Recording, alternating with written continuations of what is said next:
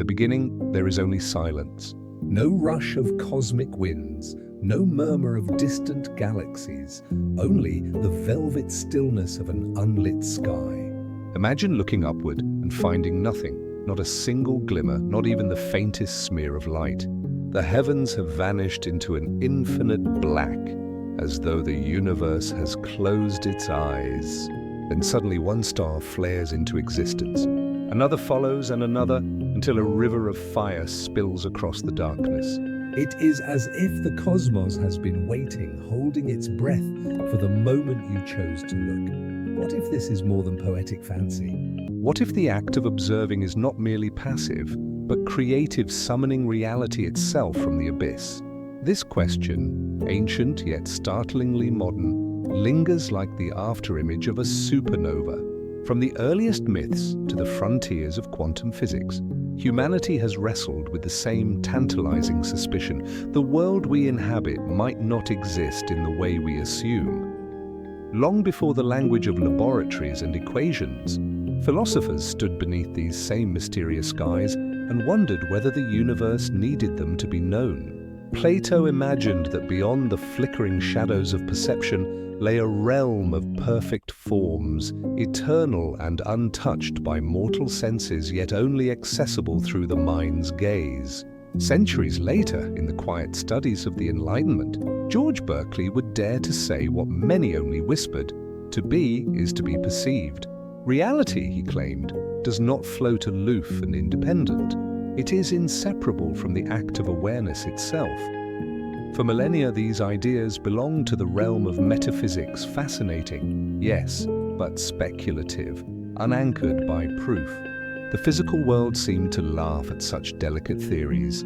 Stars shone whether or not anyone watched. Mountains endured for eons before eyes evolved to see them. The cosmos, vast and indifferent, appeared to carry on in magnificent solitude. The very reliability of the rising sun seemed to silence any notion that our minds held sway over matter. And yet, beneath that confidence, a quiet unease smoldered. The very tools that were supposed to cement the universe's objectivity, science, measurement, and experiment, began to reveal cracks in the facade. In the 20th century, as physicists peered into the quantum depths, the old certainty dissolved like mist. The closer they looked, the less solid the world became. Consider the double-slit experiment, that deceptively simple arrangement of barriers and beams of light. When no one looks, particles behave like waves, spreading in ghostly patterns as though they are everywhere at once. But the moment a detector is placed, when we attempt to observe the pattern, collapses. The particle acts as though it has chosen a definite path, a single reality, only after we have asked the question. Observation does not merely reveal the answer, it seems to shape it. This is not mere trickery or some exotic technicality. It is an affront to every intuition we have about a solid, observer-independent world. If an electron's behavior depends on our gaze, what of the stars themselves? Are they too waiting in some primordial limbo, suspended between being and nothingness until consciousness calls them forth? Physicists themselves have struggled to tame the implications. Some, like Niels Bohr, urged us to accept that quantum reality simply does not resemble the everyday world, that measurement creates meaning, and questions about an underlying truth are misguided. Others, like Albert Einstein, recoiled from the notion that the moon exists only when we look at it. God does not play dice, he famously protested, unwilling to surrender the conviction that nature possesses an order beyond our participation. This tension between evidence and belief, between the experimental facts and our deep-seated craving for a stable cosmos, lies at the heart of modern physics. The mathematics is undeniable, yet the philosophical consequences remain staggering. We find ourselves caught between two visions. On one side, a universe that persists with or without us, like a grand machine running on immutable laws. On the other, a reality that is inextricably bound to the flicker of awareness, like a stage awaiting an audience before the curtain can rise. The stakes are not confined to the laboratory. If reality depends on observation, then existence itself may be far more participatory than we dare imagine. The boundary between mind and matter, once thought clear, begins to blur. Are we, in some unfathomable way, co-creators of the cosmos we behold? Or are we merely witnesses misreading the strange grammar of quantum events? Such questions ignite a profound existential unease. For every moment of wonder, there is an equal measure of vertigo. If the world is not fully out there, then the ground beneath our certainty grows thin. The ancient philosophers would recognize the feeling that the universe, instead of being a fortress of permanence, might be a shimmering mirage sustained by the act of seeing. And yet, wonder thrives precisely where certainty falters. The very strangeness of quantum mechanics does not diminish the universe. It enlarges our sense of what it means to be alive within it.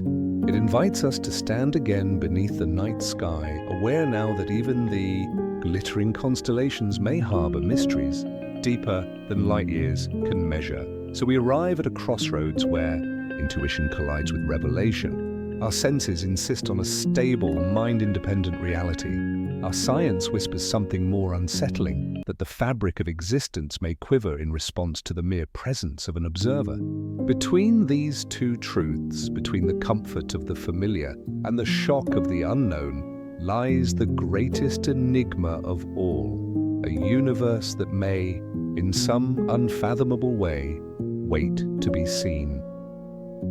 From classical certainty to quantum whispers, in the grand theatre of human understanding, the 17th century staged a revolution so complete that it promised to render the universe an open book. When Isaac Newton revealed the mathematical grammar of nature, the cosmos itself seemed to bow before reason. Planets wheeled through the heavens in flawless ellipses, their courses etched by an invisible hand into equations of motion. The fall of an apple and the dance of Jupiter's moons obeyed the same relentless geometry. This was not mere description. It was a declaration. The universe was a mechanism, a divine clock whose every tick could, in principle, be foreseen. Determinism became the anthem of the Enlightenment. If the position and momentum of every particle were known, the future could be calculated as surely as the sunrise.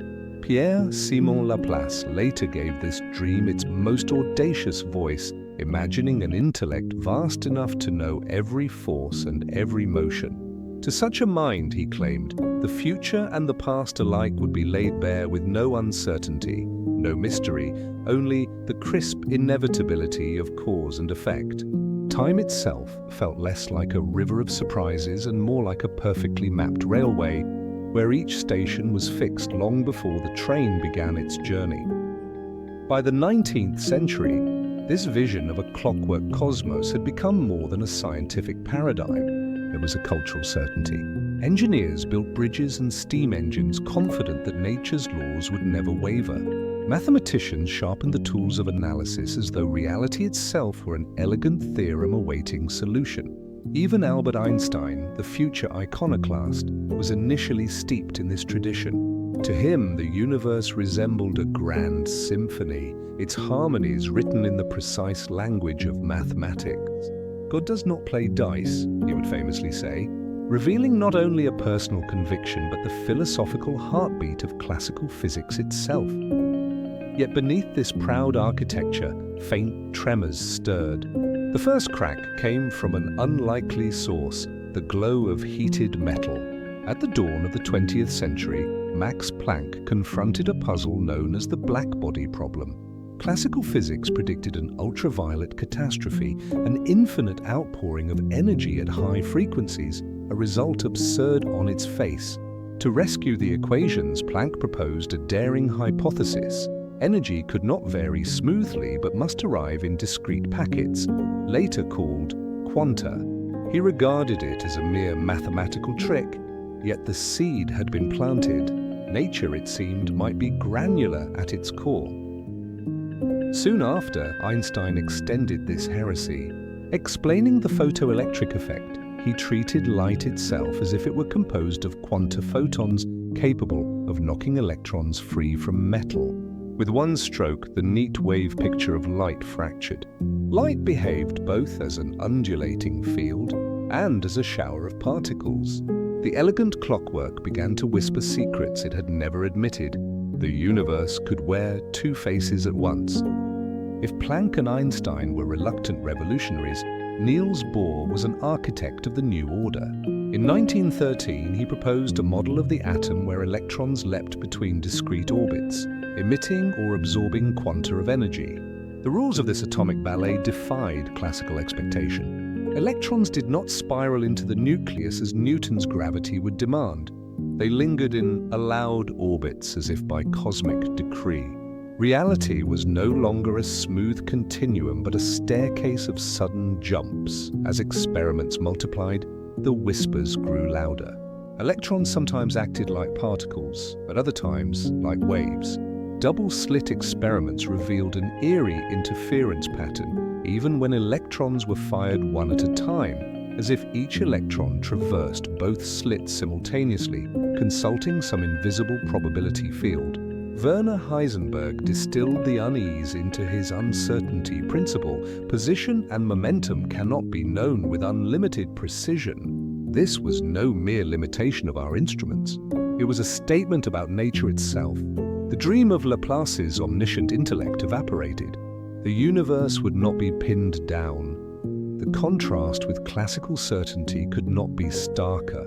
Where Newton's laws offered an unbroken chain of cause and effect, quantum mechanics introduced an irreducible element of chance. The future could no longer be forecast with absolute confidence. It could only be described in terms of probabilities.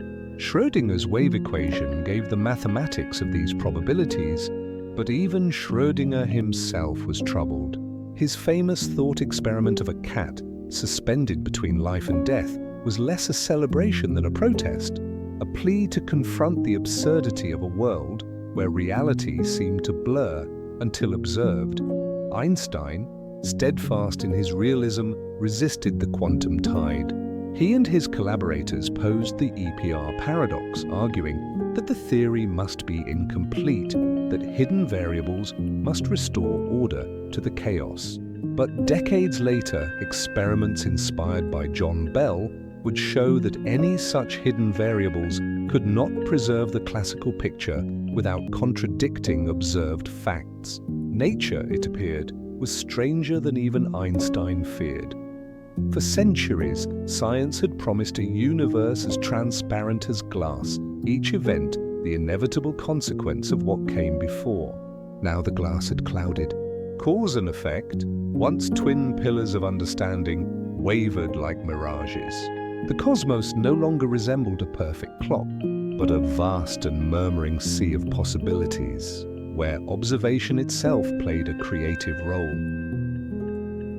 In the hush that followed this intellectual upheaval, the very meaning of reality stood in question. Was the quantum world a shadowy substratum beneath our senses, or a mirror reflecting the limits of human knowledge? Were particles truly indeterminate until measured, or did they follow hidden scripts we cannot see? Between the crisp equations of classical physics and the spectral probabilities of quantum mechanics lies a chasm filled with wonder, a space where certainty dissolves into whispers.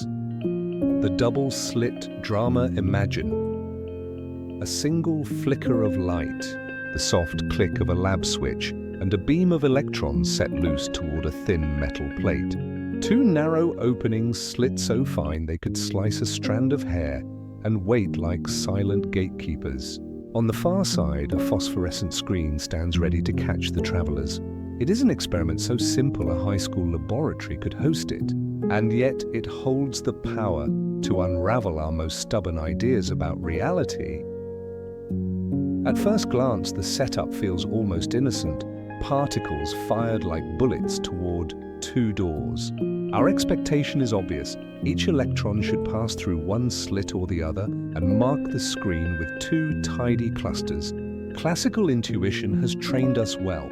Every object must trace a definite path. But when the scientists return to check the pattern, something astonishing has emerged. Instead of two neat streaks, they find a series of alternating bright and dark bands, the unmistakable fingerprint of a wave. A shiver runs through the imagination. Waves interfere. Particles, we insist, do not. Yet these electrons, these tiny sparks of matter, have conspired to create ripples as though each has traveled through both slits at once and met itself on the other side. The experiment refuses to be a simple shooting gallery. It behaves like a quiet sea. To test the mystery, the researchers add a watchful eye, a measuring device poised to discover which slit an electron chooses. The apparatus does nothing violent. It merely records the path. But when the data is examined, the wave-like interference dissolves. The elegant pattern collapses into the mundane twin clusters we predicted from the start. It is as though the very act of asking which way forces each electron to choose.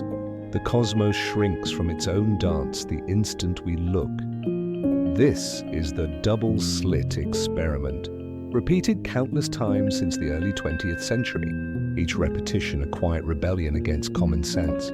We learn that matter is not simply particles or waves, but something stranger, something that can masquerade as both until a moment of decision. It is this fleeting ambiguity, this tension between potential and actuality, that has haunted physicists for more than a century. The implications are unsettling. Does our observation, in the everyday sense of a conscious gaze, actually change the world? The question tempts both philosophers and mystics. It whispers of a universe aware of our scrutiny, a cosmic stage that waits for the audience to arrive before the play begins. Poets of quantum theory have imagined reality as a grand improvisation, each measurement a cue for existence itself to settle on a script. But science, ever suspicious of seduction, demands we resist easy metaphors. In the rigorous language of physics, observation is not a human glance, but any interaction that entangles the particle with its environment. The measuring device need not possess awareness. A single photon scattered from the electron is enough to encode which path information. Once that information is imprinted, the delicate phase relations that give rise to interference are destroyed. The collapse, so dramatic to our intuition, is in fact the bookkeeping of quantum mechanics enforcing its own rules. Still, this explanation, known as decoherence, does not dissolve the wonder. It shifts the enigma from our eyes to the very fabric of matter. For why should the universe care whether path information exists, even unobserved by mind? Why should the mere possibility of knowing alter the pattern that appears? Here lies the philosophical tension, a physical theory that works with unfailing precision, yet invites questions it cannot silence. Consider the interpretations that have blossomed around this puzzle. The Copenhagen view, first championed by Niels Bohr, accepts the collapse as an irreducible feature. The quantum realm remains a haze of probabilities until an irreversible measurement forces clarity. The many worlds interpretation counters with audacity, declaring that no collapse occurs at all. Every possibility lives on in a branching multiverse. And what we call a measurement is merely the moment we find ourselves in one branch among countless others. Others propose pilot waves, hidden variables, or objective collapses triggered by physical thresholds. Each framework saves the equations but tells a different story about reality. None can claim final authority. And so the double-slit experiment stands like a riddle carved into the heart of physics, challenging every narrative we build. For the seeker of cosmic consciousness, the temptation remains strong. If electrons change their behavior when measured, perhaps the mind is woven into the cosmos. Perhaps the universe awakens only when observed. Yet, the careful physicist cautions that measurement in quantum mechanics is a term of art, not a synonym for human awareness. The drama is not about our thoughts bending reality, but about the fragile coherence of quantum states and their inevitable entanglement with the world. And yet, the mystery lingers. For even if the collapse is a matter of environmental disturbance, the fact remains that until that disturbance occurs, the electron's location is not merely unknown. It is undefined. The universe carries genuine possibilities, not hidden certainties waiting to be revealed. Between emission and detection lies a shadow realm where existence is probability, where being itself wavers like a dream. The double-slit experiment endures as more than a clever demonstration. It is a mirror held up to our assumptions, reflecting back a universe where matter and meaning intertwine. In the flicker of those shifting bands, we glimpse a cosmos both precise and unknowable, a stage where certainty emerges only when the curtain of observation finally falls. The observer's shadow, Copenhagen and its detractors. Single question has haunted physics for more than a century.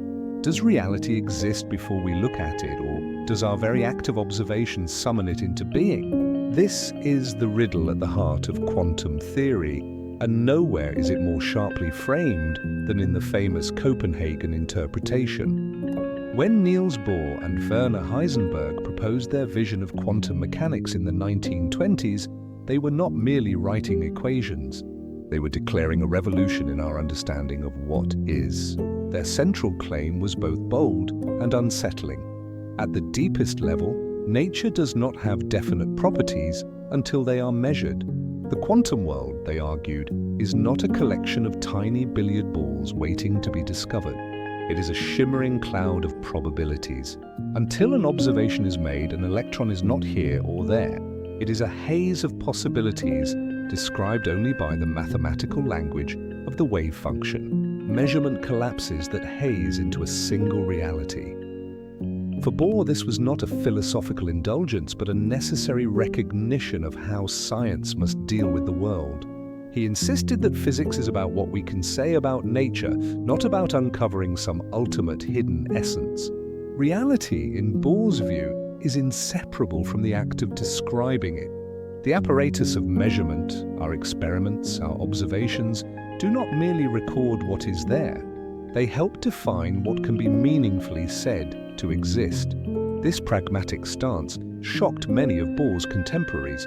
Albert Einstein, the very architect of relativity, bristled at the notion that the universe might depend on the caprice of measurement. "Do you really believe the moon is not there when you are not looking at it?" he famously challenged. To Einstein, the Copenhagen claim was a retreat from the hard-won objectivity of science. For him, the universe possessed properties independent of any observer. Physical reality, he believed, must be something that exists whether or not it is being measured. The tension between these two giants, Bohr, the philosopher-physicist, and Einstein, the realist, became one of the most dramatic intellectual duels in modern science. Their debates, often intense and laced with wit, were not mere academic quarrels. They were struggles over the very nature of existence. For Bohr, Einstein's demand for an independent reality misunderstood the lesson of quantum mechanics. For Einstein, Bohr's acceptance of ambiguity felt like surrendering to ignorance. It was in this crucible of disagreement that some of the most iconic thought experiments were forged. Consider Schrödinger's cat, devised by Erwin Schrödinger in 1935 as a critique of the Copenhagen view. Imagine a cat sealed in a box, its fate linked to the quantum decay of an atom. If the atom decays, a vial of poison is released and the cat dies. If not, the cat lives. According to the Copenhagen interpretation, until the box is opened and an observation is made, the atom exists in a superposition of decayed and not decayed states, and so the cat is both alive and dead. This macabre illustration was meant to expose what Schrödinger saw as the absurdity of taking quantum superpositions literally. If quantum theory applies to everything, including large-scale objects, then before measurement the world would be a bizarre blend of incompatible states.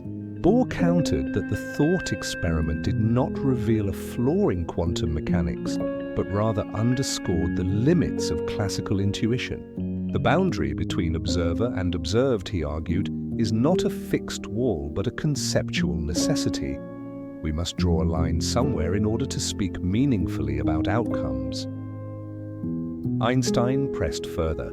With his collaborators Boris Podolsky and Nathan Rosen, he formulated the famous EPR paradox, arguing that if quantum mechanics were complete, it implied spooky action at a distance, instantaneous effects across space. For Einstein, such non-locality was anathema, a sign that something in the theory was missing. Bohr, unperturbed, replied that Einstein's argument only confirmed what quantum mechanics already implied. The properties of particles are not fully determined until they are measured, and the act of measurement cannot be cleanly separated from the phenomenon observed. This clash reveals a deeper philosophical divide. Bohr embraced complementarity, the idea that different, even contradictory descriptions like particles and waves are necessary to capture the full character of nature. The universe, in his view, resists the simplicity of a single, objective narrative. Einstein, by contrast, sought a hidden order, a deeper set of variables that would restore a reality independent of our measurements. The debate remains unresolved, because it touches the core of what we mean by real. Is reality a mathematical probability cloud, a set of potentialities waiting for the decisive glance of an observer? Or is it an independent entity with definite properties whether or not consciousness takes notice? Quantum experiments have since confirmed the statistical predictions of the Copenhagen interpretation with breathtaking precision. Bell's theorem and Subsequent tests in the late 20th century demonstrated that any hidden variable theory consistent with Einstein's demand for a locality cannot reproduce all the predictions of quantum mechanics. The universe, it seems, does indeed exhibit correlations that defy a purely classical, observer-independent account. Yet for many, this triumph of quantum mechanics does not settle the philosophical unease. Does measurement collapse the wave function in some physical sense, or is collapse merely a reflection of updated knowledge? What constitutes an observer? Must it be a conscious mind, or can any interaction with the environment suffice? These questions haunt both physics and philosophy, inviting interpretations that range from the many worlds hypothesis, where every quantum possibility is realized in a branching multiverse, to relational and information theoretic approaches that see reality itself as a network of correlations. Bohr might have smiled at the ongoing ferment. For him, the mystery was not a flaw to be erased, but a feature of how we engage with the world. He famously warned that those who are not shocked by quantum theory cannot possibly have understood it. To accept the Copenhagen view is to accept that nature is not a passive stage upon which events unfold, but a dynamic interplay between what is and what is observed. Einstein would likely remain unsatisfied. His lifelong quest for a unified theory, one that would reveal the universe's hidden architecture, was driven by the conviction that reality exists independent of human inquiry. For him, physics without objectivity was like a compass without a true north, a science unmoored from the bedrock of existence. And so the shadow of the observer lingers. Each quantum experiment, from the double-slit to the most recent tests of entanglement, invites us to peer into a world where probability reigns and certainty flickers. The debate between Bohr and Einstein has become more than a historical quarrel. It is a mirror held up to our own need for meaning. Are we participants in the creation of reality, or merely its chroniclers? The answer remains elusive. But in the gap between Bohr's pragmatism and Einstein's realism lies the enduring fascination of quantum theory, a mystery that challenges not only our science but our very conception of what it means to exist. Entanglement and the ghostly connection. Imagine two particles born together in a moment of incandescent energy. They are like cosmic twins, separated across the void, yet still whispering to each other in ways that mock the very speed of light. Touch one, and the other seems to flinch instantly, as if the universe forgot to install a delay. This eerie bond, known as quantum entanglement, is no ordinary curiosity. It is a riddle at the heart of reality. one that drew even the sharpest minds of the 20th century into a debate that still unsettles physics and philosophy alike. It began in 1935, when three giants Albert Einstein, Boris Podolsky, and Nathan Rosen published a paper that would forever haunt quantum theory. They proposed a thought experiment, now etched in history as the Einstein-Podolsky-Rosen paradox, or EPR for short. Their aim was not to glorify the strange new quantum mechanics, but to expose its incompleteness. If quantum theory were correct as written, then a measurement on one particle could instantaneously dictate the properties of its distant partner. For Einstein, who believed in a universe governed by local causality, this was intolerable.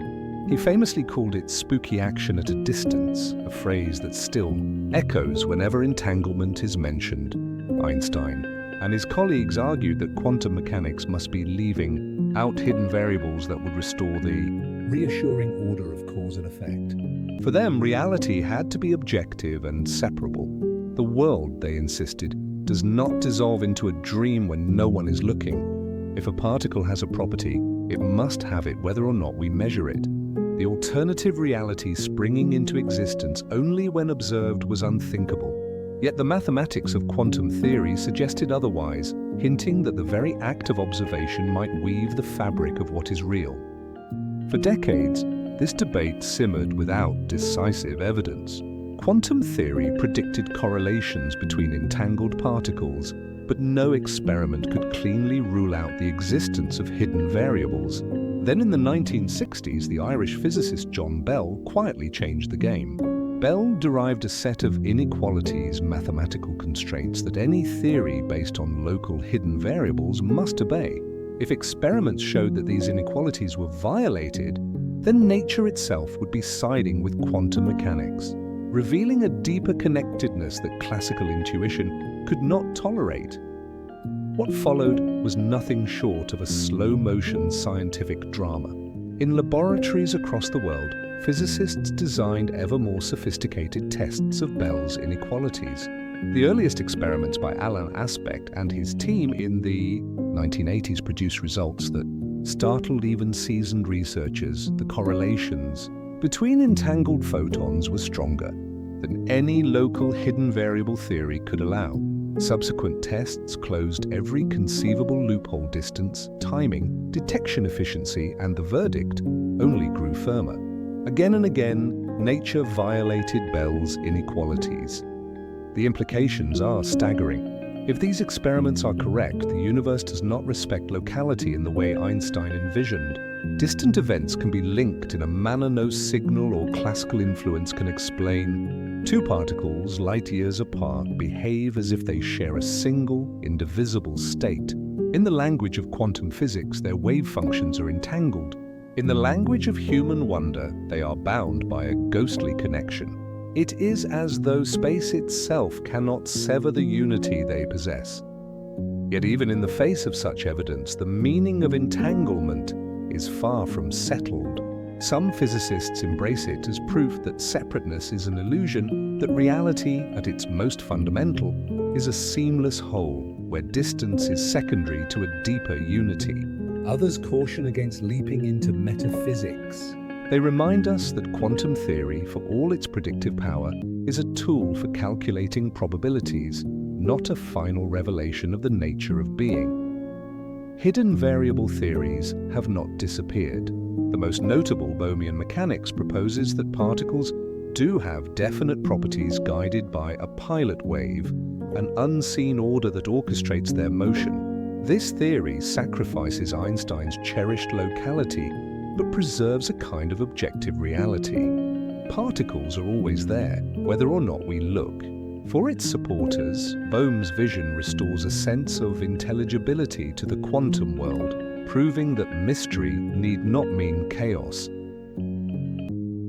Other interpretations stretch the imagination even further.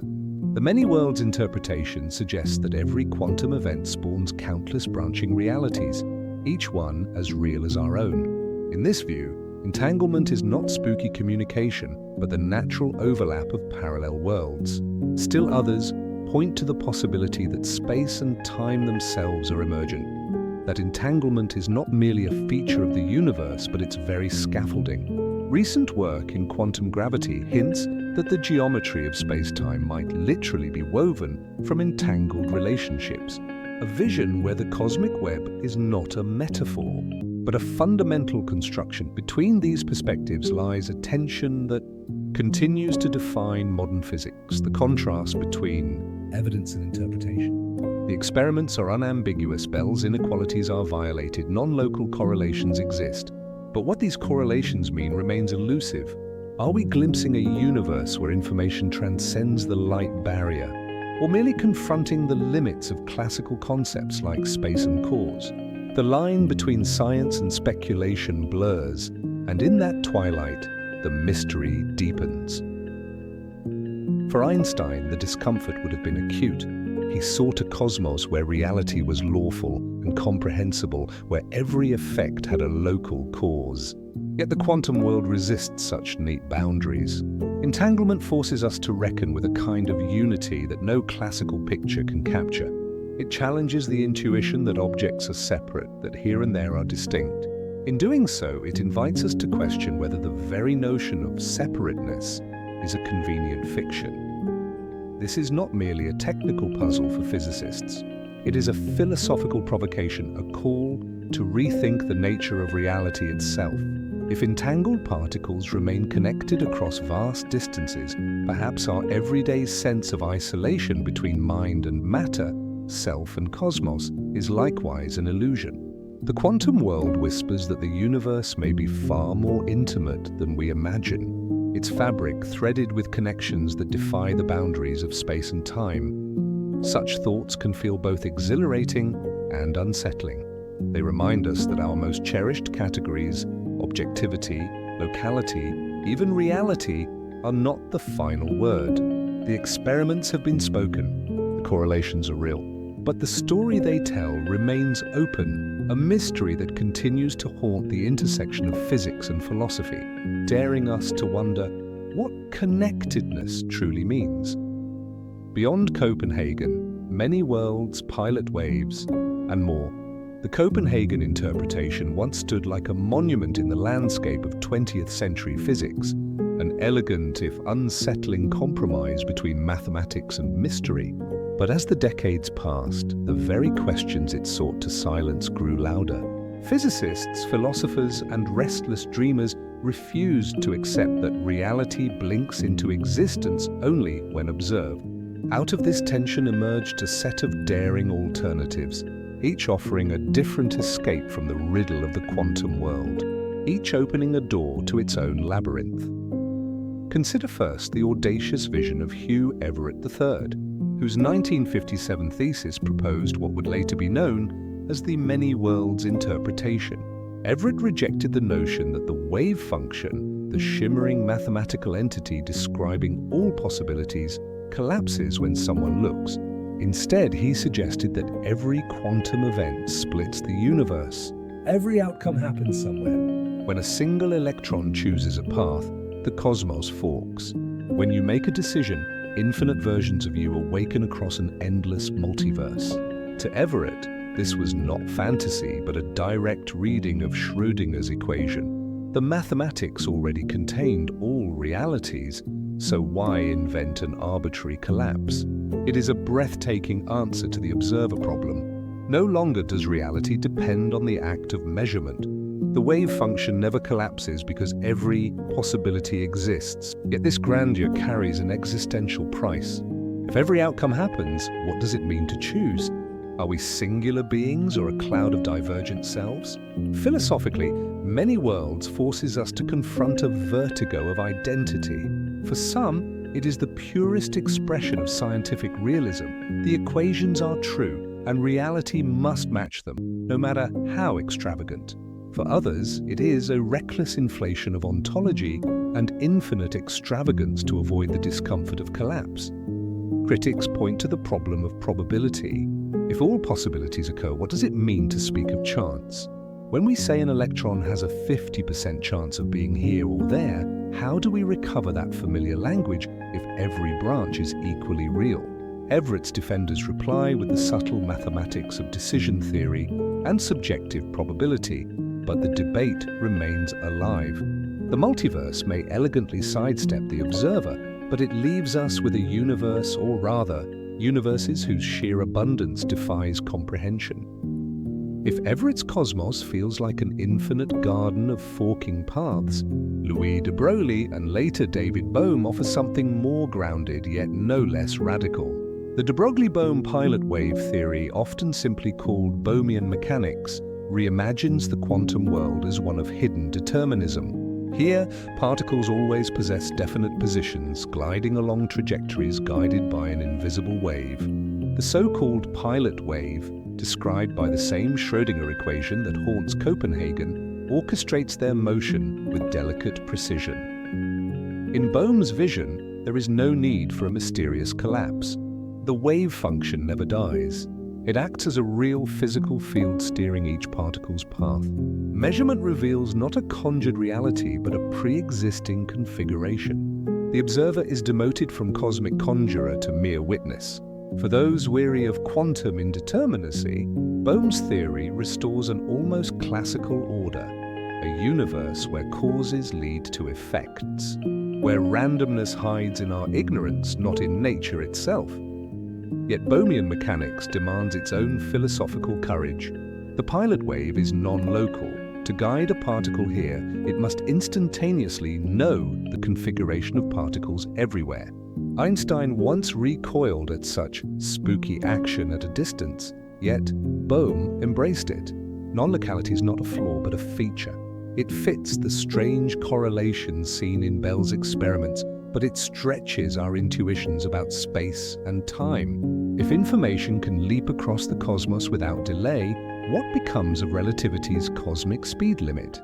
Bohmian defenders insist there is no contradiction, only a deeper layer of order, but the conceptual tension remains.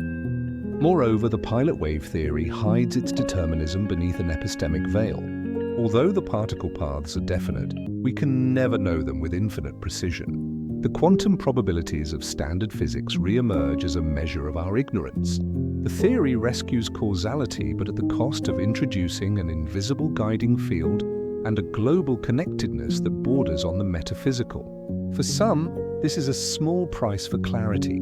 For others, it feels like smuggling mystery back in through the side door. Between Everett's infinite branching and Bohm's hidden order lie other contenders, each grappling with the observer in its own way. Objective collapse models proposed by thinkers such as Girardi, Rimini, and Weber in the 1980s aimed to modify quantum theory itself. Here, the wave function does not collapse because of observation, nor does it merely appear to branch. Instead, nature itself performs the reduction. Random, spontaneous collapses occur, independent of any observer, ensuring that macroscopic objects have definite positions and that Schrödinger's cat is never both alive and dead in the same world. This approach offers a disarmingly direct solution to the measurement problem. No conscious observer needs to intrude. Mathematics carries the collapse within it. The GRW model, for instance, introduces a small but universal probability that any particle's wave function will localize. For single particles, this is rare. For macroscopic objects, the chance skyrockets, forcing the classical world to emerge.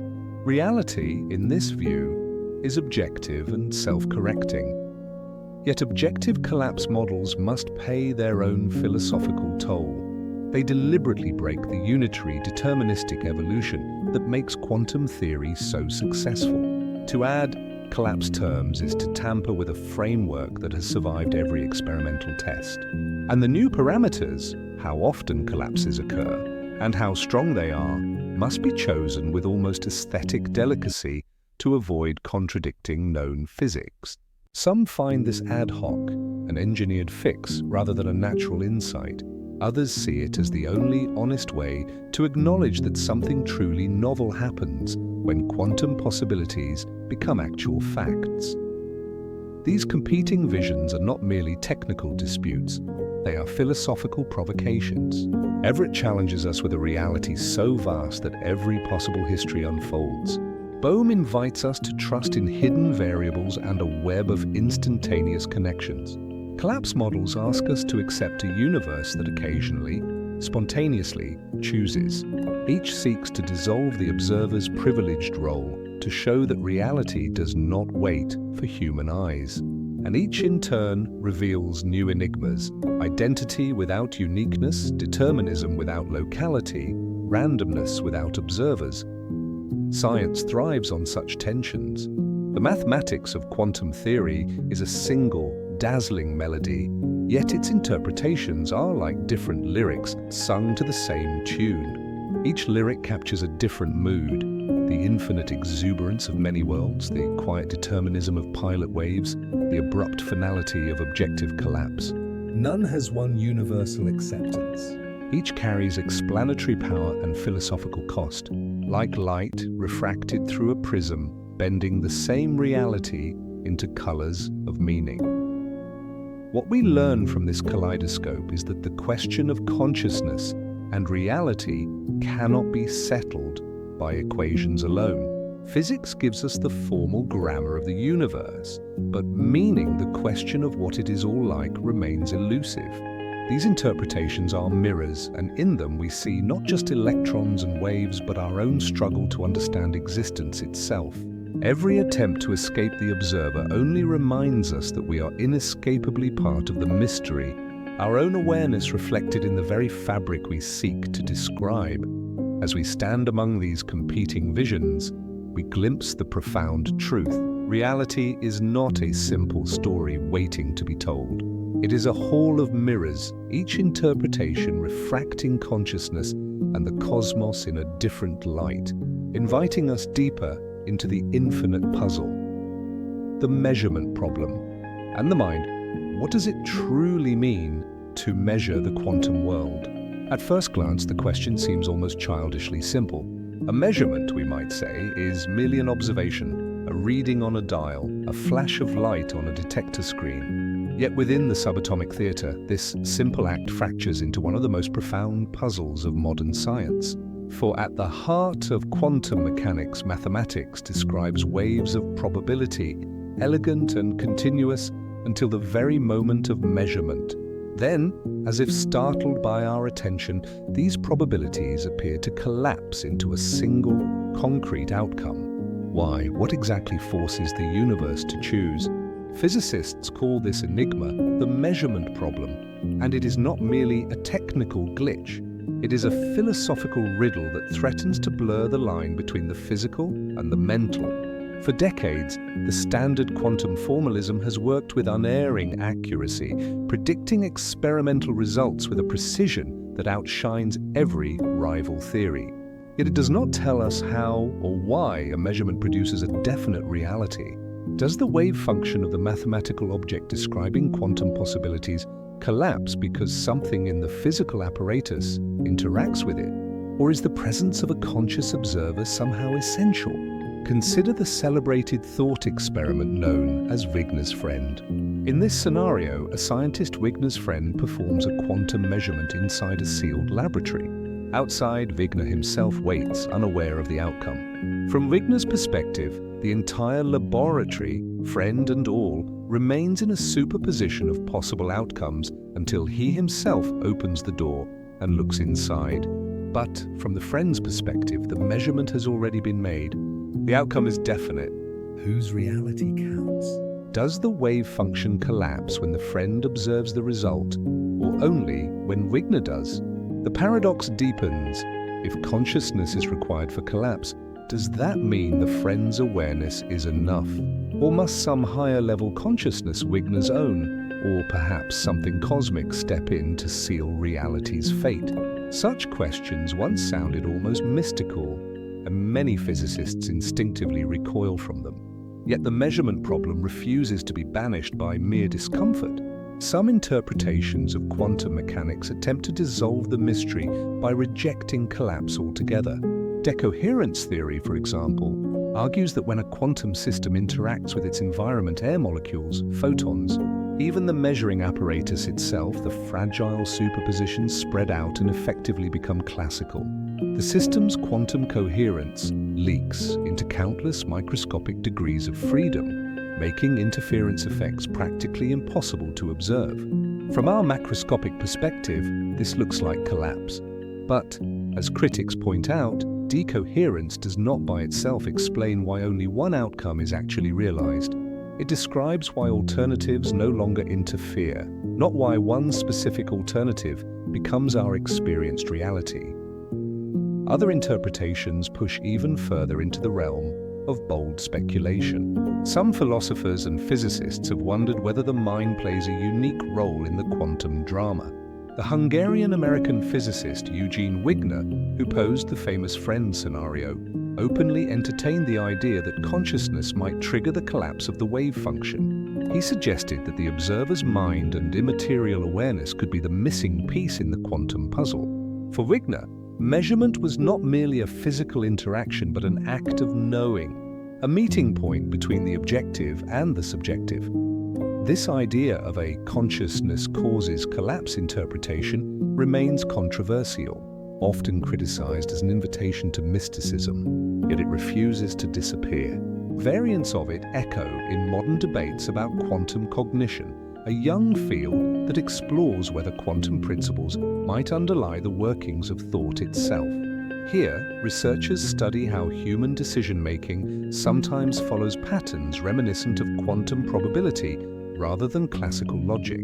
While these models do not claim that neurons are literally in superposition, they hint at a deeper resonance between the structure of quantum theory and the architecture of cognition. Some enthusiasts wonder whether the mind is not just a passive witness, but a participant, somehow entangled with the universe at a fundamental level. Opponents counter that these speculations overreach. They remind us that consciousness is itself poorly understood, and that invoking it to solve the measurement problem risks multiplying mysteries rather than resolving them. Moreover, quantum experiments have grown ever more sophisticated, allowing measurements to be automated and outcomes recorded without any human gaze. These experiments show no sign of needing a conscious observer. In laboratories around the world, wave functions appear to collapse even when no human mind is present to witness the event. To many physicists, this is compelling evidence that measurement is a physical process, fully accounted for by interactions between systems. And yet a stubborn question lingers. What is a measurement if not an observation in some sense? Even if no human looks, we must still specify where, in the seamless evolution of quantum states, the world becomes definite. Is it at the point of interaction with a measuring device, the moment the result is amplified to macroscopic scale, or when the information becomes irretrievably entangled with the environment? The answer remains elusive. The tension between rigorous science and philosophical speculation is palpable. On one side, the formalism of decoherence and the pragmatism of the so-called Copenhagen interpretation urge us to treat the wave function as a mere tool for predicting probabilities, not as a literal description of reality. Measurement from this view is nothing more than the interaction of quantum and classical systems, and any deeper why is a question without meaning. On the other side, philosophers of mind and some physicists argue that this stance sidesteps the most intriguing aspect of the mystery, that our conscious awareness seems to be the only arena in which probabilities become lived certainties. This debate reflects a broader cultural tension, the pull between the empirical and the transcendent, between the measurable and the ineffable. Science demands clarity, testability, and logical coherence. Philosophy dares to ask whether reality might contain layers that no experiment can capture. The measurement problem sits at this crossroads where equations meet existence and where our own act of knowing may be entangled with the fabric of the cosmos. Perhaps the true power of the measurement problem lies not in any single proposed solution, but in the way it forces us to confront the limits of human understanding. Whether consciousness collapses the wave function or merely rides along as a spectator, the mystery endures. And in that enduring mystery lies both the frustration and the wonder of our quest, that the universe, in revealing its secrets, might be asking us to look not only outward to the stars and atoms, but inward, to the very nature of mind itself. Decoherence. The classical world emerges in the vast, hidden architecture of quantum reality. Every particle carries the possibility of 1,000 futures.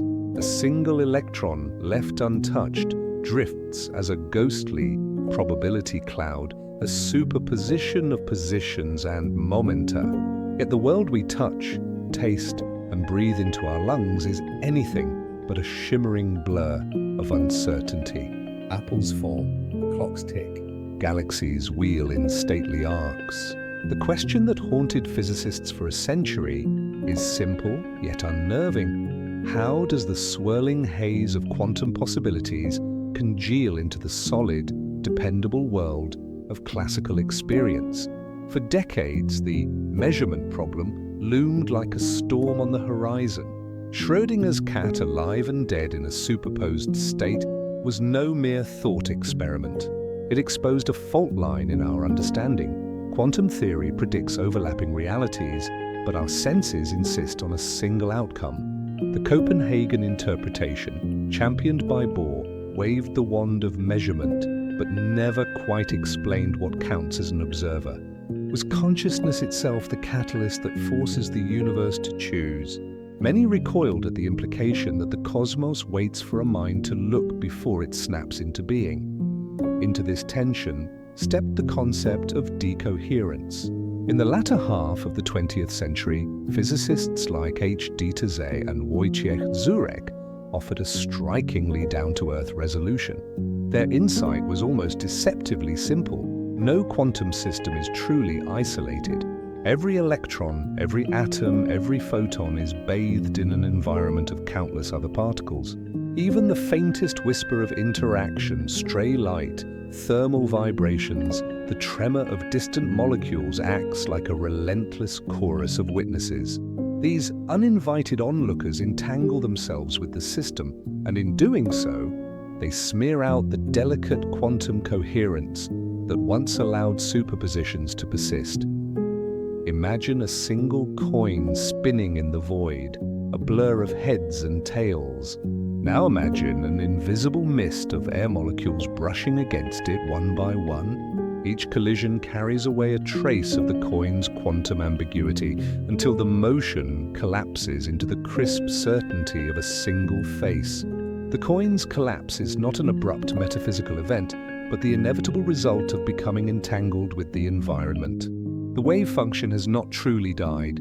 It has merely spread into a far larger system, so complex that no observer could ever retrieve the lost information. To any practical eye, the superposition has dissolved, leaving only classical order. This is the heart of decoherence. It explains why macroscopic objects like cats, apples, and planets behave as though quantum strangeness does not apply. Quantum coherence is fragile. The bigger and warmer a system, the faster its coherence is shredded by environmental interaction. The entire classical world can be seen as a grand conspiracy of noise, a constant, unstoppable leak of quantum information into the universe's infinite surroundings. For many working physicists, this picture carries a profound relief. It sidesteps the need for a mysterious observer and restores the classical world as an emergent property of quantum law. No conscious mind is required to collapse reality. The universe itself, through ceaseless interaction, handles the task. Decoherence became the pragmatic answer to a century-old riddle. Experiments confirm it. Interference patterns fade when a quantum system is allowed to interact with its environment. Exactly as the theory predicts, but if the story ended here, the measurement problem would be solved, the cat safely alive or dead, and the uneasy philosophers could pack up their pens. Yet the shadows remain. Critics argue that decoherence does not so much solve the mystery as shift it into a more obscure corner. Yes, the environment spreads the quantum wave function into untraceable complexity, making interference impossible. But the mathematics of quantum mechanics still describes a universe in superposition. The wave function does not truly select a single outcome. It simply hides the alternatives beyond our reach. This subtle gap is where debate ignites. If no conscious observer is required, why do we conscious observers experience only one reality? Decoherence explains why interference disappears, but it does not explain why, in your own perception, the cat is definitely alive or definitely dead. The underlying quantum state remains a superposition of both possibilities, entangled now not just with the environment, but with you. Some physicists shrug at this distinction. For all practical purposes, they argue decoherence is enough. It allows quantum theory to make predictions that match every experiment with dazzling precision. What else, they ask, should a scientific theory provide? Yet for other philosophers of physics, seekers of ultimate explanations, this, for all practical purposes, is a quiet surrender. It is a statement of operational success, not of metaphysical closure. The mystery of how one definite world arises from a tapestry of quantum potentialities lingers like a half-heard echo. Consider the contrast. On one side, the rigorous equations of decoherence map out the decay of interference, the exponential loss of coherence time, the thermodynamic inevitability of classicality. On the other hand, the raw human experience of a single, continuous reality is an experience that no equation can fully capture. The tension is palpable. Science offers a mechanism. Philosophy demands an explanation. This is not merely an academic quibble. At stake is the very nature of reality. If decoherence is only a practical fix, then the deeper question of what selects a single outcome remains unanswered. Does the universe branch into countless parallel worlds, as in the many worlds interpretation, each decohered branch carrying its own history? Or is there some hidden variable, some as yet unseen principle that collapses the wave function in a way our current theories cannot describe? The allure of decoherence is undeniable. It transforms the quantum classical boundary from a metaphysical chasm into a physical process, driven by interaction and entanglement. It reframes the classical world not as a separate domain, but as an emergent layer of the quantum universe, a pattern etched by the relentless noise of the cosmos itself. Yet the philosophical unease persists like a faint vibration beneath the music of scientific triumph. Perhaps the most intriguing consequence of decoherence lies in what it does not tell us. It does not say why there is only one experience reality. It does not rescue us from the question of the observer's role, even if it redefines the observer as an impersonal environment. It reminds us that even as physics advances, mystery remains at the core of existence. Cosmic scales observation. Beyond Earth, in the silent depths between galaxies, where starlight travels for eons before touching anything solid, the very notion of observation takes on an otherworldly dimension. Imagine a realm so vast that human presence is an afterthought, where no eye watches, no ear listens, and no instrument yet exists. Still, reality unfolds. Photons scatter, particles entangle, and the faint whisper of the universe's birth, the cosmic microwave background, streams endlessly across the void. Here, the mystery of quantum observation steps beyond the comforting frame of earthly laboratories. What does it mean for a universe to observe itself when no human stands witness? To approach this question, we must first abandon the parochial idea that measurement is a privilege of human consciousness. Quantum mechanics describes observation not as an act of human will, but as an interaction that fixes an outcome from a haze of probabilities. In a terrestrial lab, that interaction might be a Geiger counterclicking or a detector flashing. But on the grand stage of the cosmos, there are no walls, no white coats, no controlled experiments. There is only the universe in its own vast theater. If quantum observation is merely a physical process, an exchange of energy, a disturbance, a coupling of systems, then the cosmos is an endless network of such interactions.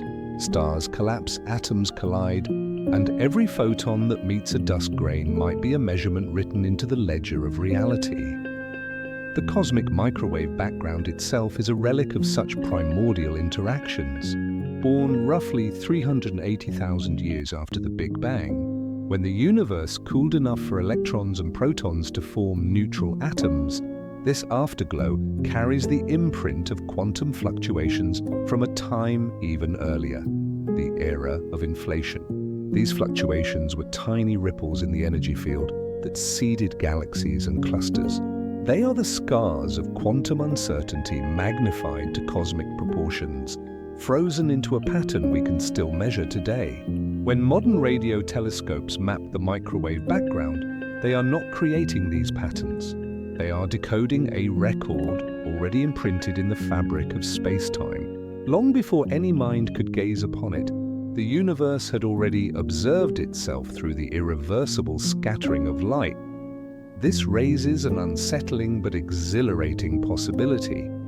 Perhaps observation does not require consciousness at all. If the collapse of a quantum wave function can be triggered by any irreversible interaction, then the birth of the cosmos itself was a cascade of such measurements. The first atoms forming, the first photons escaping, the first gravitational wells opening each event could be seen as the universe taking note of itself. In this view, the cosmos is both performer and audience, both stage and witness. Reality becomes a self-registering phenomenon, not a story waiting for us to tell it. And yet some physicists and philosophers hesitate to reduce observation to mere physical contact. They argue that interaction alone does not fully explain the emergence of a definite reality. After all, quantum theory's mathematics is silent on what collapse truly is. Decoherence. Our best current framework shows how entanglement with the environment can make certain outcomes effectively classical, but it does not pinpoint when or if a single outcome becomes uniquely real. Without a human or conscious observer, does the universe truly settle on one history, or do many possibilities continue to coexist, as the many worlds interpretation suggests? Here, the contrast between human expectation and cosmic indifference becomes stark. We often imagine observation as an act of noticing, a gaze that transforms potential into actual.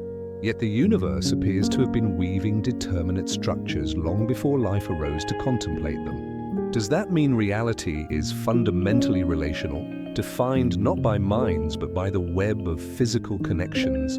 Relational quantum mechanics takes exactly this stance. The properties of any system exist only in relation to another. Observation in this view is simply the establishment of a relationship, whether between photon and electron, star and interstellar medium, or black hole and orbiting dust.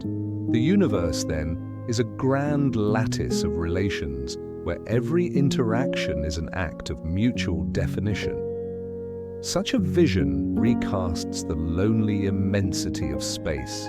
The cold void between galaxies is not an empty stage awaiting our attention. It is alive with ceaseless exchanges. Neutrinos born in stellar hearts stream through matter, subtly altering it. Dark matter, unseen yet gravitationally insistent, shapes the dance of galaxies. Even the cosmic microwave background, faint and uniform, is a record of ancient quantum jitter that defined the scaffolding of cosmic architecture. Every flicker of light, every gravitational tug, is a conversation between parts of the universe, each event a kind of measurement, whether or not a mind is there to name it. Yet doubt lingers. If all observation is merely interaction, why does quantum theory need the language of probabilities at all? Why does the universe not simply unfold in deterministic silence? Perhaps the very indeterminacy is the point. It reminds us that certainty is not granted, that the cosmos is a dynamic interplay of potentialities. Some philosophers suggest that consciousness, while not required for every quantum event, might be the highest expression of the universe's relational nature. In becoming aware of its own origins through human thought, the universe achieves a peculiar self-reflection. The cosmic microwave background becomes not only a fossil of ancient light, but also a mirror in which the cosmos, through us, glimpses its own infancy. Science and speculation meet here in a delicate balance. On one side, astrophysicists meticulously map the anisotropies of the microwave sky, refining measurements of early quantum fluctuations. On the other, thinkers of cosmic consciousness wonder whether the act of knowing itself is part of the universe's unfolding story. Evidence and mystery intertwine. We can chart the temperature variations of the cosmic afterglow to micro-Kelvin precision, yet the question of what it means to observe remains open, teasing both physicist and philosopher. In contemplating observation beyond Earth, we are drawn into a deeper humility. Our instruments may extend our senses across billions of light years, but the universe was never waiting for us. Reality has been relational from the start, a tapestry of quantum events unrolling long before the first mind asked why. And still, by asking, we become part of that very tapestry, another thread in the cosmic dialogue, our curiosity itself, a quiet echo of the universe's endless act of observation. Consciousness and the universe.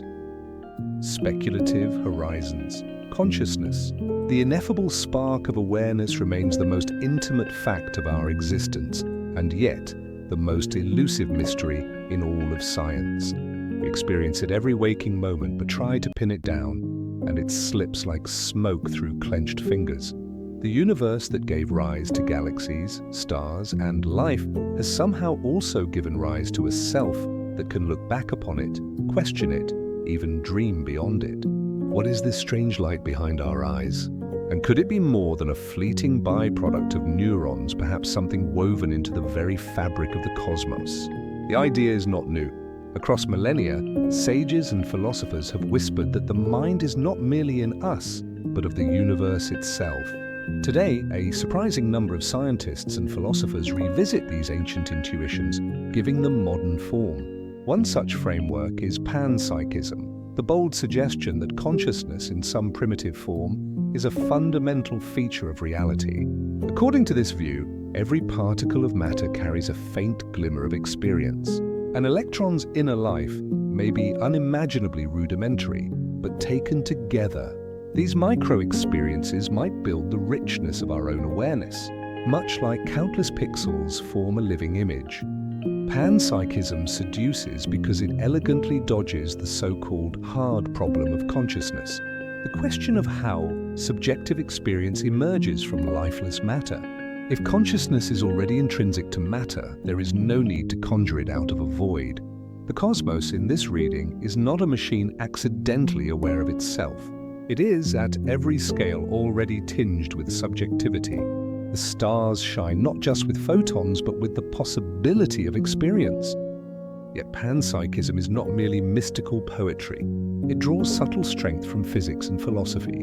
After all, what we call matter is not the hard, silent stuff of classical intuition. Quantum physics shows that particles behave more like dynamic processes than tiny billiard balls. If reality at its deepest level is a restless interplay of energy and information, perhaps the mind is not an alien intruder, but a natural companion. Still, the proposal is daring and divisive. Critics argue that panpsychism merely relocates the mystery rather than solves it. Saying that every particle has a flicker of consciousness explains nothing about how these micro-experiences combine into the unified awareness we know. The combination problem of how countless tiny minds could merge into a single, coherent self remains a formidable puzzle. Without empirical footholds, panpsychism risks being a metaphysical mirage, a poetic intuition that dazzles but resists testing. Alongside panpsychism stands another contemporary vision, integrated information theory, or IIT. Conceived by neuroscientist Giulio Tononi, IIT begins not with physics, but with the structural patterns of experience itself.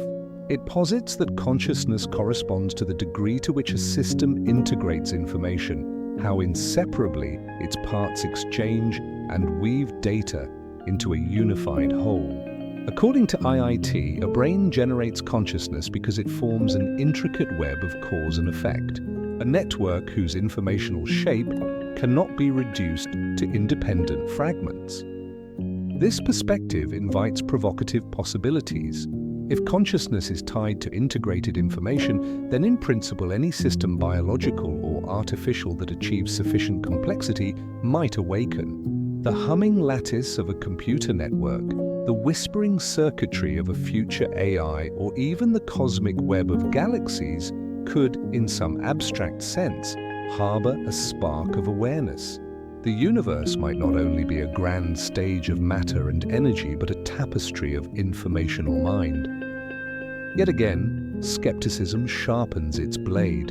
Critics warn that IIT risks stretching the concept of consciousness too far, inflating it until it covers any system with complex feedback.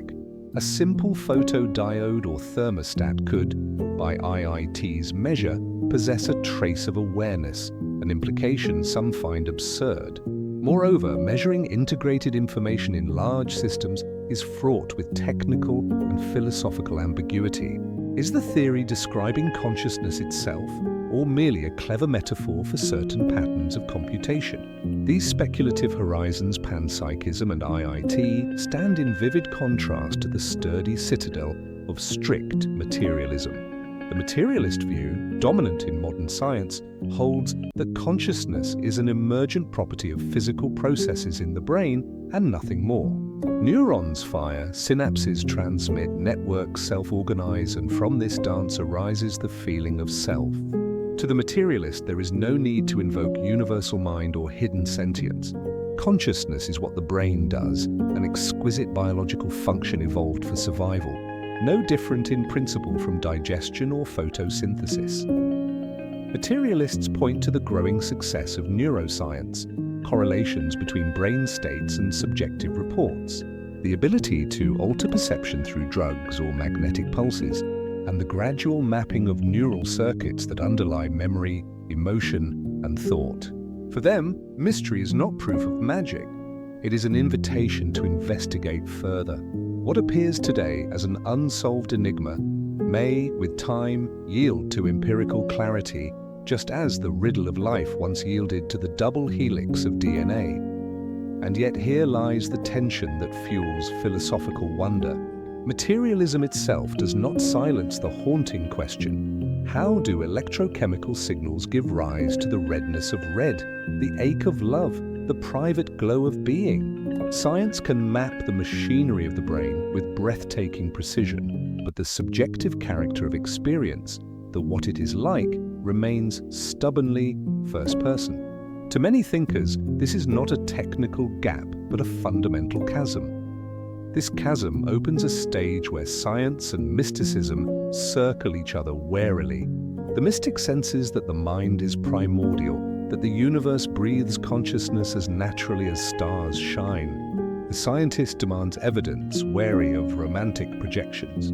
Between them stretches a fertile space of wonder, neither blind belief nor arid reductionism, but a recognition that reality may be deeper than our current methods can fathom. Speculation has always been a dangerous but vital companion to discovery.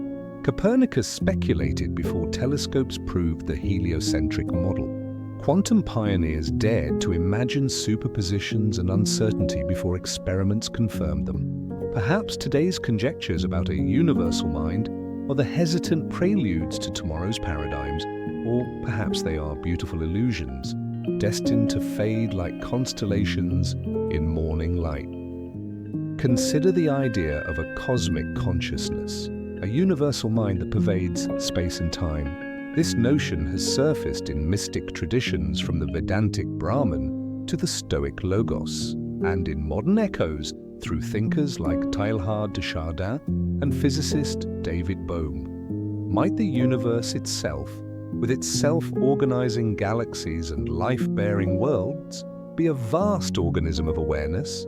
To imagine such a mind is to feel both awe and humility. Our personal consciousnesses as mere ripples in a boundless ocean of sentience. Modern cosmology offers intriguing, if ambiguous, metaphors. The cosmic microwave background, a relic of the universe's first light, is a vast, patterned memory of the Big Bang. The web of dark matter, binds galaxies in invisible filaments, like synapses of a cosmic brain. Of course, these parallels are poetic, not proof. Yet they hint at patterns that invite contemplation. Might complexity itself, when scaled to the cosmic, create something akin to mind? Detractors caution against letting metaphor masquerade as theory. The universe is not literally a brain. The cosmic web is not a network of neurons. To leap from structural similarity to ontological identity is a fallacy. And yet the metaphors persist because they resonate with a deeper intuition that mind and cosmos are somehow entwined, that the act of observing the universe is itself an expression of the universe becoming aware. Ultimately, the debate over consciousness and the universe is less about final answers than about the horizons of inquiry. Panpsychism, integrated information theory, and visions of a universal mind stretch our imagination beyond comfortable frontiers. Materialism, with its sober rigor, pulls us back to the empirical ground. Between these poles we oscillate, drawn both to the solidity of evidence and the seduction of wonder. Perhaps the truth lies in a synthesis we cannot yet articulate, or in a mystery that will forever outrun our concepts. The question of consciousness, whether confined to our neurons or diffused through the stars, remains the quiet heartbeat of the cosmos, calling us to explore without end. Reality. Tested. Experiments at the edge. Reality is not merely observed. It is interrogated. At the frontier of physics, scientists have devised experiments that behave like riddles wrapped in mathematics tests that seem to question whether the universe waits for our gaze before settling on a single truth. These experiments are not quaint curiosities. They are elaborate machines built to probe the very boundary between what can be measured and what can only be imagined. Consider the quantum eraser, a masterstroke of experimental ingenuity. In its essence lies a double-slit apparatus, the same emblem of quantum paradox that once startled the early pioneers of the field. When a single photon passes through the slits, it draws an interference pattern on the detector, a sign of wave-like behavior. But if a measuring device records which slit the photon travels through, the interference pattern vanishes, replaced by two neat clumps as though the photon chose only one path. It is a performance of duality. The photon acts like a wave until we insist on knowing its route, at which point it behaves like a particle. The eraser complicates the plot. By placing a secondary device downstream, physicists can decide after the photon has passed the slits whether the which path information will be preserved or erased. Astonishingly, when the path information is erased, the interference pattern re-emerges, even though the decision to erase is made after the photon has seemingly made its journey. The event appears to rewrite history. Did the photon travel both paths until the very last moment? Or does the universe defer the act of deciding until observation forces its hand? The quantum eraser does not offer an easy answer. It opens a question that seems to tug at the very fabric of causality. Enter the delayed choice experiments, cousins of the quantum eraser, and every bit as disquieting. John Archibald Wheeler, whose imagination roamed cosmic scales, proposed that we could determine whether a photon behaves like a wave or a particle after it has entered the interferometer. Modern variations have confirmed his intuition with technological finesse. A photon is sent toward a beam splitter. Only after it has already begun its journey do researchers decide whether to insert or remove the final mirror that allows for interference. If the mirror is in place, the photon's past seems to reveal a wave-like nature. If not, the photon's past reveals a particle-like path. The choice made in the present appears to dictate the particle's history. Such experiments flirt with the edges of logic. Do they imply that reality is not fixed until observation, or that our very notion of before and after is less absolute than our everyday experience suggests? The results, confirmed in laboratories across the world, leave no room for classical comfort. Yet they stop short of handing us a definitive metaphysical conclusion. The mathematics of quantum mechanics predicts the outcomes flawlessly, but whether this means that consciousness collapses the wave function or that hidden variables conspire beyond our reach remains unsettled. Evidence stands shoulder to shoulder with ambiguity.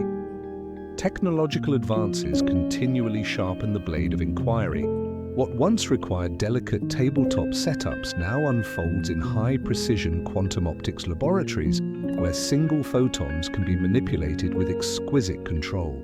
The very act of testing the foundations of reality drives engineering breakthroughs. Ultra-stable lasers, superconducting detectors, and entangled photon sources all owe their existence to these philosophical provocations.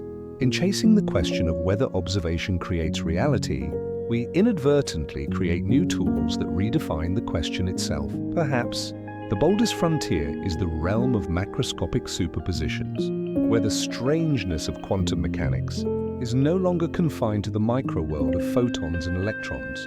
Schrödinger's fabled cat was once a mere thought experiment, a metaphor for quantum uncertainty. Today, researchers craft its analogues in laboratories.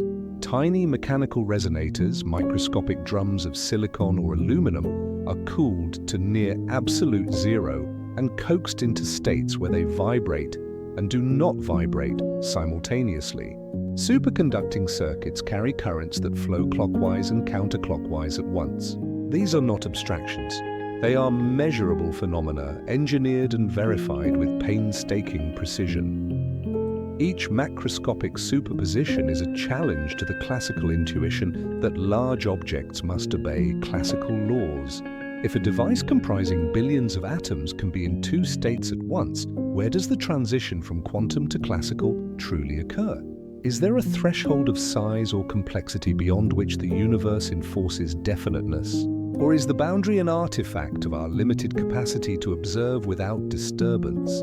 These questions remain suspended like the superposed states themselves, waiting for experimental insight. The tension between success and uncertainty is what makes these experiments cinematic in their own right. They do not merely confirm the abstract equations of quantum theory, they dramatize the confrontation between human reason and nature's hidden script. We find ourselves in a theater where the actors' photons, mirrors, and superconducting loops perform a play whose ending is never fully revealed. We watch, measure, and build, yet the plot resists closure. Crucially, these investigations blur the once stark line between physics and metaphysics. When the outcome of an experiment depends on the timing of a choice or the erasure of information, we are forced to reconsider whether cause and effect, object and observer, belong to separate realms. The tools of modern physics, lasers, detectors, cryogenic chambers, become instruments not only of measurement but of philosophical exploration. We find ourselves using engineering to chase questions that once belonged solely to the philosophers. What is reality when unobserved? What is the time when cause can follow an effect?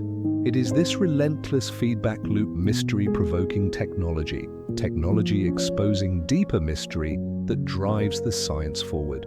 Each generation of experiments reaches closer to the threshold where speculation turns into measurement. Yet each breakthrough reveals new ambiguities, ensuring that the dialogue between physics and philosophy remains vibrant. In these laboratories at the edge of human understanding, reality is not a static backdrop. It is a question posed again and again by the very act of trying to observe it. Closing the circle. What we really know and don't. The question that ignited our journey still flickers at the edge of comprehension. Does the universe exist only when observed? We began with this riddle not merely to answer it, but to allow it to rearrange the way we see ourselves and the cosmos. Now, after wandering through quantum enigmas and philosophical depths, we return to it, yet it remains as elusive as the first spark of wonder that drew us in. Science, for all its triumphs, offers no final verdict. Quantum physics, the most precise and experimentally successful theory in history, reveals a world that resists our craving for certainty. It shows us particles that behave like waves until the moment we look. It whispers of superpositions that collapse into singular realities when measured. But does observation create reality or simply reveal it? The mathematics remain silent. The data stand unshaken, yet interpretation fractures into competing visions. Some physicists insist the universe unfolds objectively, whether or not a conscious mind gazes upon it. They point to decoherence, to the intricate dance of environment and particle that produces the appearance of collapse without invoking a witness. Reality, in this view, is a self-sustaining play, an endless drama that needs no audience. Others, captivated by this strange necessity of measurement, lean toward more radical possibilities, that mind and cosmos are woven into a single fabric. That observation is not merely a passive act, but a creative one. The very tension between these schools reminds us that even the most rigorous science cannot escape the shadow of interpretation. Philosophy, too, offers a hall of mirrors rather than a single door. Idealists echo Berkeley's ancient claim that being and perceiving are inseparable, that the universe without mind is an empty abstraction. Realists counter that existence must be independent of the fleeting perspective of any single consciousness. Kant proposed a subtle middle path. We can never know the thing in itself, only the phenomena shaped by our modes of perception. In this light, reality may not depend on our gaze, but our grasp of it forever passes through the prism of our own minds. And what of the human longing for meaning, our stubborn desire that the universe should care, that our presence matters? Here we tread beyond the borders of physics into the landscape of spirit. Perhaps the cosmos is indifferent, vast and cold, its galaxies spinning with a patience older than memory. Yet the very fact that we ask the question binds us to the mystery. In seeking, we participate. Our curiosity is itself a force, a bridge between the silence of the stars and the echoing chambers of thought. There is a strange humility in acknowledging what we cannot know. The more we uncover black holes bending space-time, quantum fields vibrating through the vacuum, the more we see how much lies beyond our reach. Each discovery illuminates, yet each illumination throws new shadows. The horizon of mystery recedes as we approach it, like a mirage that lures us onward. But this is not defeat, it is invitation. To dwell in uncertainty is to stand in the very place where wonder is born. Consider the contrast. On one side, the crisp precision of scientific measurement, the confidence of equations that predict with breathtaking accuracy. On the other, the boundless speculation of metaphysics, the whisper of consciousness that defies quantification. Between them stretches the vast middle ground of human experience, where evidence and imagination meet, where doubt and belief trade places under the same sky. It is here, in this liminal space, that the drama of understanding unfolds. Perhaps the universe does not need us to exist. Perhaps galaxies would whirl, stars would ignite, and quantum states would collapse long after the last human breath. Yet in contemplating these immensities, we become more than mere spectators. Our act of questioning becomes a thread in the cosmic tapestry, a pattern of awareness stitched into the very fabric we seek to comprehend. The universe may be indifferent, but our wonder is not. In reaching outward, we discover something inward, a consciousness capable of holding both awe and uncertainty in the same heartbeat. So we close the circle, not with a final answer, but with a deeper kind of knowing. Reality may be independent of our observation, or it may, in some mysterious way, be inseparable from it. The evidence remains open, the debate unfinished. But through our search, through every equation traced on a blackboard, every late-night conversation about existence, every quiet moment under the stars, we have already transformed the question itself. Whether or not the universe waits for our gaze, we have looked, and in looking we have changed the story. The mystery endures, luminous and vast, and so does our hunger to understand. Perhaps that is the final revelation. The cosmos may or may not need us, but our quest to know it has become part of its unfolding. The universe is not merely out there. It is also here, alive in the very act of wonder that continues, even now, to draw us toward the infinite.